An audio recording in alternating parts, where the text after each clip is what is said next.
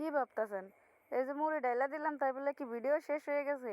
আরে না, এটা হচ্ছে সাপ্তাহিক লং ভিডিও।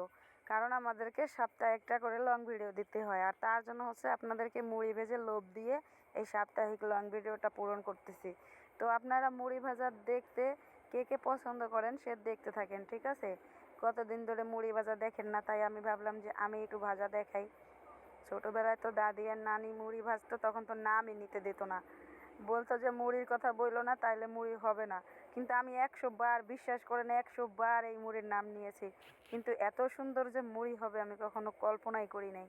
প্রথমত দেখলেন যে কত সুন্দর করে মুড়িটা একদম ফুটে উঠেছে। তো আপনারা দেখতে থাকুন মুড়িটা কীভাবে ভাজতেছি। কিন্তু আমার লাইফে আমি এই যে প্রথম মুড়ি ভাজতেছি, কিন্তু আমি দেখেছি দাদিরে, নানিরে, আমার আম্মুরে মুড়ি ভাজতে। তো দেখেছিলাম অনেক ছোটোবেলায়, তাই বলে যে পারবো না এমনটা তো কোনো কথা না, তাই না? তো একটু ট্রাই করে দেখি কেমন হয়। তো ভাবলাম যে আপনাদেরকে একটু দেখাই।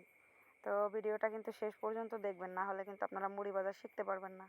আর এই ভাজা মুড়ির যে কী স্বাদ, আরও যদি হয় আম কাঁঠালের দিনে। আমার মতো কে কে গামলা ভরে মুড়ি দিয়ে আম দিয়ে খান জানি না, কিন্তু আমি অনেক খাই, আমার কাছে খুবই ভালো লাগে।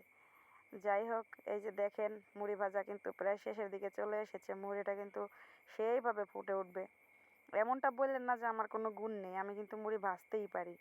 এই যে দেখেন একা একাই কিন্তু আমি ভাজতেছি, আমার কিন্তু 2-4 জন লোক লাগে নাই। আর আমার দাদি নানিদের সময় অনেক লোক লাগতে, দেখেন আমার এই সাপনাটার মধ্যে হচ্ছে ধরতেছে না মুড়ি, এত পরিমাণে মুড়িগুলা মানে অনেক সুন্দর হয়েছে। এখন আমি নাড়া দিতে পারতেছি না, দেখছেন?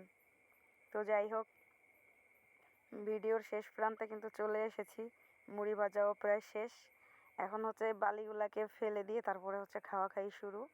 তার আগে কিন্তু অনেক কাজ বাকি আছে, কারণ আমি মুড়িগুলো যেহেতু ভালো করে লাড়া দিতে পারিনি, তো তার জন্য বালুগুলো লেগে আছে। এই বালুগুলো ছাড়াইতে অনেক কষ্ট হবে, কারণ এটা হচ্ছে যে ইয়েটা সিস্টেমে নাড়তে হয়, ওটা কিন্তু আমি পারিনি যেহেতু একা, আর ছোট ছোট জিনিস তো খুবই কষ্ট হয়ে যাচ্ছে। তো এগুলা হচ্ছে কুলা দিয়ে ঝাড়তে হবে। কুলা দিয়ে ঝাড়ার পরে হচ্ছে একটা কাপড় দিয়ে ভালো করে মুছে তারপরে হচ্ছে খেতে হবে, না হলে তো বালু বালু লাগবে, তাই না?